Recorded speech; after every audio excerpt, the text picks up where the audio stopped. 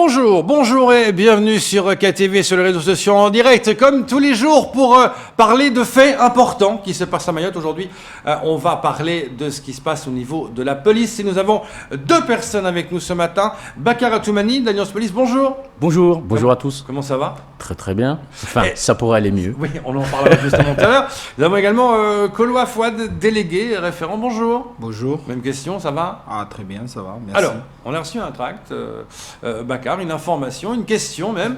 Mayotte, y a-t-il un pilote au SATPM Mayotte? La question est posée, je vous la pose. Alors, d'abord, bonjour à tous et à tous. Je dirais que oui, en effet, on a été saisi par nos collègues. On peut dire aujourd'hui qu'il n'y a pas de pilote directement au SATPN. C'est ce qui pose les nombreux dysfonctionnements qu'on a relevés. Aujourd'hui, en fait, quand je vous parle maintenant, la DIRCAB, Madame Laurence Carval, qu'on a contactée, a pris le relais justement parce qu'il n'y avait pas de pilote au SAT. Il faut savoir qu'au SATPN, il y avait deux cadres A. Les deux cadres A sont partis, ne sont pas remplacés. Et du coup, c'est vraiment la continuité du service public qui est impactée. Et par la suite, et par déclinaison, on se retrouve, nous, fonctionnaires de police, nos collègues qui viennent d'arriver ici à Mayotte, et encore un mois, qui ne sont ni payés par leur SGAP d'origine, le SGAMI d'origine, ça veut dire leur employeur de départ, et ici à Mayotte, ce qui est vraiment déplorable. Est-ce qu'aujourd'hui, en métropole, en France, on peut considérer dans notre République française que les services publics puissent être impactés de la sorte en termes de traitement? Est-ce qu'on peut considérer et est-ce qu'on peut accepter qu'il y ait absence de traitement pour les fonctionnaires qui viennent nous renforcer à Mayotte? C'est des questions qu'on pose et qu'on pose directement au préfet. Pourquoi au préfet? Simplement parce que le SATPN est rattaché à la préfecture et pas à la DTPN. La dernière fois, j'ai dit que le DTPN était saisi. Oui, il est saisi parce que les effectifs qui viennent d'arriver à Mayotte relèvent directement de ce dernier. Et lui, en tant que responsable, doit aussi être alerté des problèmes que rencontrent nos collègues. Donc, le travail en interne a été fait. Le travail a été fait également du côté de la préfecture. Aujourd'hui, nos collègues ont touché un début de traitement. C'est-à-dire, le traitement a été versé en retard. Nous espérons que cela ne se réitérera pas. Il faudrait relever trois choses pour le SATPN. D'abord, absence de pilote. Il y a également absence de moyens humains en catégorie B et C et un problème de formation. Mais ça revient souvent, ce manque de moyens humains. Je pose la question à vous. Oui, ça revient souvent et on n'arrête pas de le décrier comme à chaque fois qu'on vient sur les plateaux télé, comme quoi il y a une absence de formation, surtout formation et moyens humains. En fait, à chaque fois qu'on réitère ces faits-là, qu'on demande à avoir du personnel justement pour pallier au manque par rapport au SATPN, par rapport à la PAF, par rapport à tout ça, on nous répète encore la même chose. On nous dit que les effectifs sont là, mais qu'on a du mal à les positionner. Même le ministre des Outre-mer a dit dans le département, il y a eu 400 policiers de plus, en disant, vous vous rendez-vous compte, dans quel département on met autant? Donc en fait, ils mettent sur la table qu'il y a plus d'effectifs. Donc eux, on a l'impression qu'ils vous écoutent, mais d'un côté, vous, on a l'impression de pas Alors, entendre. il faut voir les choses. On va bien cadrer les choses. Alors, quand il y a eu le plan sécurité Mayotte, on nous avait annoncé 106 policiers. Sur les 106 policiers, vous avez des contractuels. Des contractuels, c'est-à-dire c'est des jeunes en contrat. Au bout des moments, ces contractuels passent un concours, vont partir. Donc, ils n'ont pas été remplacés. Et ces contractuels ne sont pas des policiers. C'est-à-dire qu'ils n'ont pas la même qualification que nous. Oui, bien sûr. Voilà. Donc, si on veut jouer à dire qu'il y a eu 400 policiers, ben, moi, je voudrais bien qu'on montre les 400 policiers où ils sont. Parce que quand on y fait le compte, on a pas 400 policiers. Le compte n'est pas là, Alors, pour compléter le propos de Koloa Fouad, en fait, la problématique des effectifs ici se pose sur deux aspects.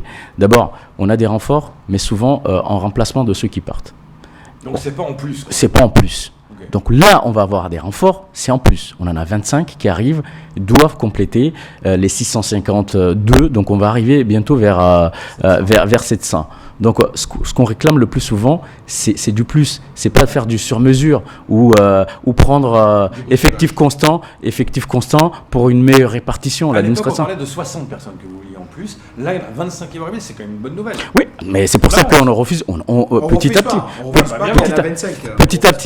petit, on avance. Mais ce qui est important aujourd'hui et ce qui nous ramène aujourd'hui, c'est d'abord ce service administratif, parce que nous, on peut tout le temps en parler. Les actifs, en effet, on vient régulièrement ici sur le plateau dire nous avons besoin de ceci, le danger. Et d'ailleurs, j'en profite avant d'aller plus loin, de saluer la décision de la justice d'enfermement de M. Azad de 6 ans, qui est une très bonne nouvelle pour la police mahoraise et pour nos collègues de la BAC. Pourquoi ? Parce que les collègues de la BAC affrontent ces individus dangereux tous les jours, et ils sont, Dieu sait, en bande, souvent avec des chiens dans des zones reculées de la topographie mahoraise. Donc nous saluons cette justice, et les Mahorais doivent aussi avoir confiance en leur police, parce que cela démontre bien que nos collègues vont au contact de ces individus, et quand il faut aller au tribunal, on ne se réfugie pas derrière en disant ce n'est pas vrai. Non, oui, hier encore on a été affronter ces individus au tribunal,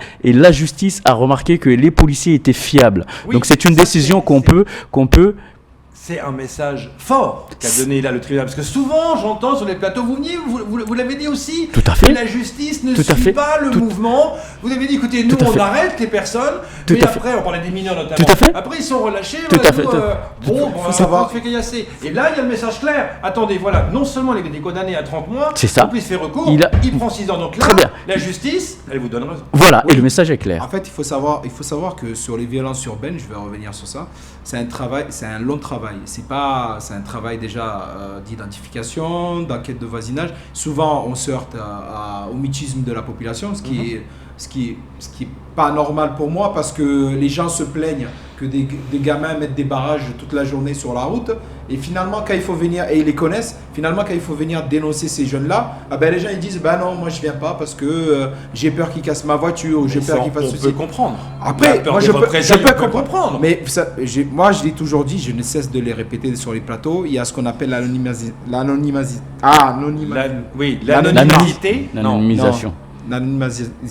Bon, je vais y arriver. Et on peut, sur un procès verbal, on peut très bien ne pas être... Voilà, exactement, ne pas être cité. Oui, mais on voit la personne qui va... Même s'ils ne sont pas cités, ils vont quand même... Ils font la démarche d'y aller, donc ça se sait. Mais faire la démarche, c'est déjà beaucoup. Oui. Vous imaginez à Doujani, encore ce matin, là, apparemment, il y a encore un barrage où j'ai eu un collègue ce matin qui m'a dit que hier soir, ça a encore chauffé. Oui, alors c'est ça. Ça ne cesse... J'allais y venir. Quand vous voyez, hier matin, ça n'a pas arrêté. Hier soir, ça a continué. Ça a recommencé. Vous dites, et donc c'est la preuve criante qui a passé l'effectif. Non, c'est la preuve qu'il y a. D'abord qu'il nous faut davantage de formation pour qu'on puisse absorber cette violence. C'est la preuve qu'en face, il y a de la bêtise. Ça veut dire que les jeunes sont de plus en plus nombreux et décident d'affronter les forces de police et d'affronter aussi la population, parce que derrière, quand vous affrontez les forces de police, il y a aussi la population à côté. Donc le message qui a été renvoyé par la justice hier, j'espère qu'il sera poursuivi et qu'on montrera à tous ceux qui veulent défier la loi, parce que c'est une défiance à l'égard de la loi, qui seront... C'est un jeu pour non. Je pense que c'est de l'impro. Je suis désolé de oui, tout à fait, c'est un jeu pour eux. C'est un jeu de mettre des barricades, de dire voilà, on bloque là, mais on ignore. Et après, on caillasse la police. On entend souvent dire ça. On veut se faire la police, on veut caillasser les voitures de police. Franchement, à un moment donné, waouh, il faut tenir. Hein. Oui, en effet, et c'est pour ça qu'il faut saluer le courage de nos collègues encore à chaque fois qu'ils interviennent depuis hier matin, hier soir, ils ont tenu. On a eu, on peut le regretter, un blessé, pensez à notre collègue. Hier encore, on a eu un blessé, pas grave, mais quand même blessé.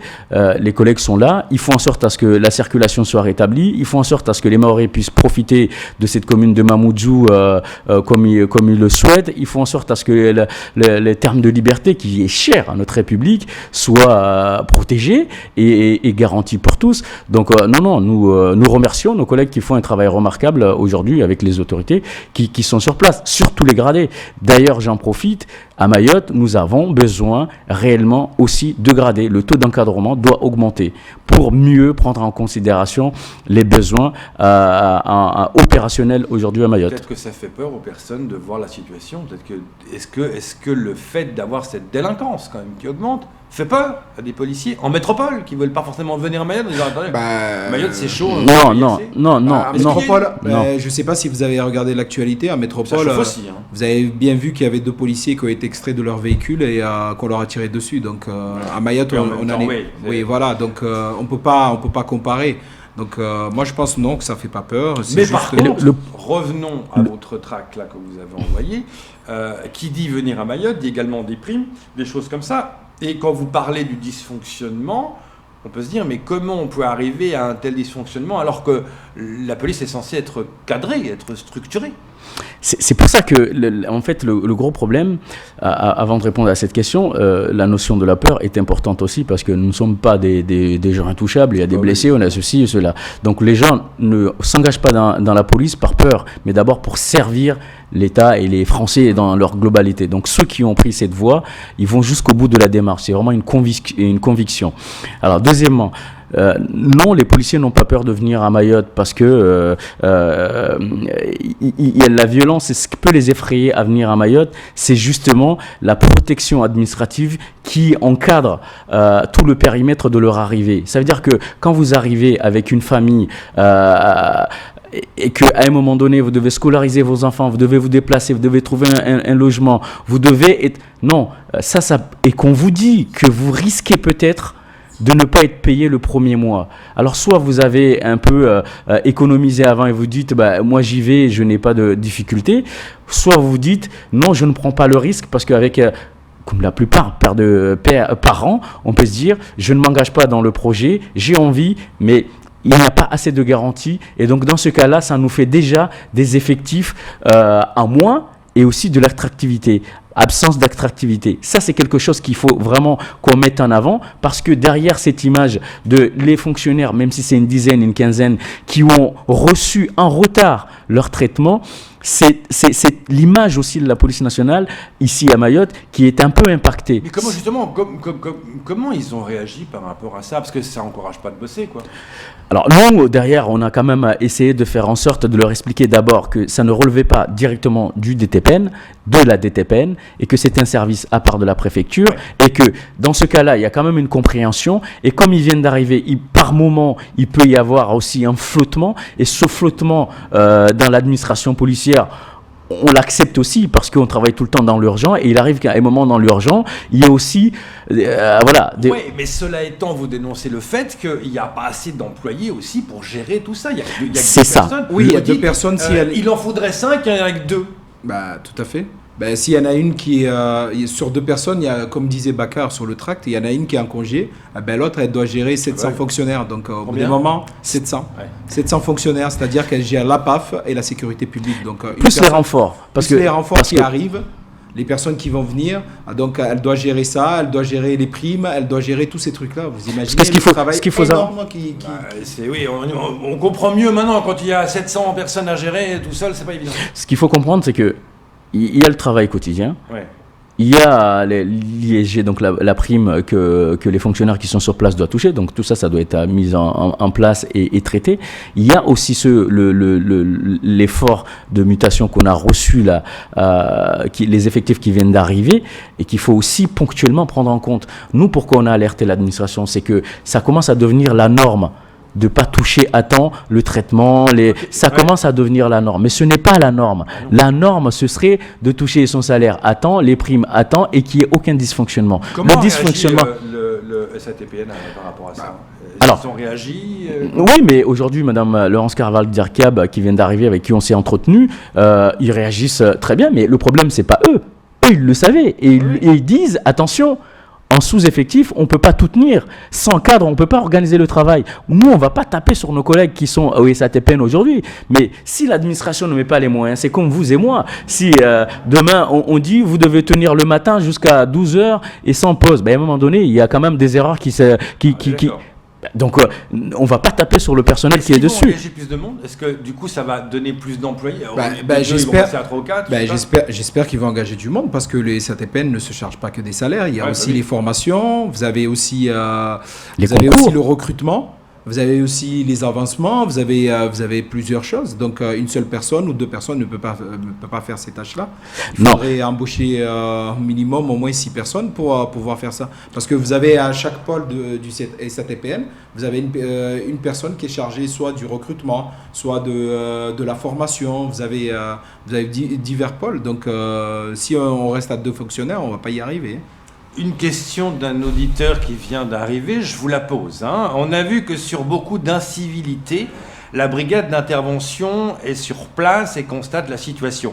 Pourquoi la brigade ne demande pas à leur chef d'intervenir, car nous savons que sans l'aval de leur chef, ils ne peuvent pas intervenir. Alors, il y a 2 choses. En fait, là, on parle de la CDI. Souvent, la compagnie d'intervention, il y a 2 volets en ordre public. Soit ils interviennent en maintien de l'ordre, et donc dans ce cas-là, il faut absolument que l'ordre vienne du supérieur qui est là, soit un commandant, un officier ou un major, ou le commissaire lui-même, soit c'est en violence urbaine, et dans ce cas-là, le gradé peut traiter l'incident tout de suite, l'événement. Alors, c'est toujours compliqué ici parce que nos collègues, pour intervenir, c'est souvent des gamins. Alors, vous comprenez bien que quand il y a des gamins, et on a vu à Doujani, d'ailleurs ça a été signalé, très très bien et à souligner ici, les jeunes, il y a eu un mouvement, ils se sont retirés dès qu'ils ont vu que les fauteurs de troubles se présentaient. Les fauteurs de troubles n'ont pas pu se mélanger aux jeunes, parce que la difficulté de notre métier, c'est aussi de faire la part des choses. On intervient, on va blesser les gamins qui n'attendent que les transports. Que dirait la population ? Là, ce serait compliqué en termes de protection. La mission première de la police, c'est la protection. On n'est pas là pour interpeller et lancer des grenades à tout va. C'est pas du tout ça. Donc, il y a ce travail d'analyse qui est effectué. Une fois que ce travail d'analyse est effectué, on peut décider d'intervenir. Donc, il y a quand même l'instant T de l'action aussi qui fait qu'on peut ou on ne peut pas en fonction du contour de l'événement. Ça, c'est important parce que l'idée, ce n'est pas d'interpeller une personne et faire plus de dégâts. Non, l'idée, c'est de ne pas faire de dégâts, quitte à interpeller plus tard. C'est compliqué, évidemment. Merci beaucoup d'être venu ce matin, le temps passe super vite. On rappelle donc ce problème de la SATPN que vous avez dénoncé, le problème de paiement. Apparemment, ça semble se résoudre gentiment. Il y a des paiements qui sont arrivés. Très bien. Tout est rentré. En fait, les paiements ont été faits le 6, dès qu'on a saisi tout le monde, le 6. Et hier, la quasi-totalité, en tout cas des collègues qui nous avaient saisis, ont perçu leur traitement. Et nous remercions d'ailleurs les autorités qui ont fait le nécessaire. Et pour le coup, monsieur Jean-Marie Cavier et madame Laurence Carval qui ont saisi tout le monde, et notre organisation nationale à Paris, chargée d'outre-mer Cédric Boyer et notre numéro 1 Fabien Van Melrick, qui ont saisi le DGPN et la DRCPN pour que le nécessaire soit fait. Moi, je dis aux collègues d'avoir confiance d'abord à notre syndicat, mais aussi à l'institution police. Tout se passera bien. Le plus important, c'est qu'on soit saisi des problèmes et qu'on fasse le nécessaire pour le bien-être de tous. Alliance Police Nationale, c'est servir à tous les collègues ici à Mayotte et à Paris. Et qu'il y ait enfin un pilote dans l'avion, comme on dit ? Oui. J'espère qu'il y en aura. J'espère qu'il y en aura d'ici là. Non. Bien sûr. Non. Très très bien. Et juste une petite question. Oui, pour finir, moi je dirais aussi, mis à part toutes ces ces événements qui arrivent un peu partout, il faudrait quand même que notre population, parce que c'est en voie de notre protection aussi, fasse attention au Covid et que les mesures de protection soient respectées, parce qu'on voit que ça augmente un peu partout, et ça c'est important. Pourquoi je dis ça ? Parce que si on ne fait pas attention, on poussera la police, on poussera le gouvernement à dire aux policiers, attention, il va falloir soit faire la sensibilisation, soit verbaliser. Est-ce qu'il faut en arriver là ?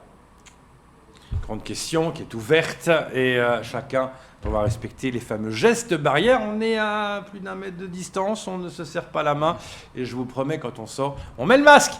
Merci, c'est tout pour ce temps de parole. Merci à tous.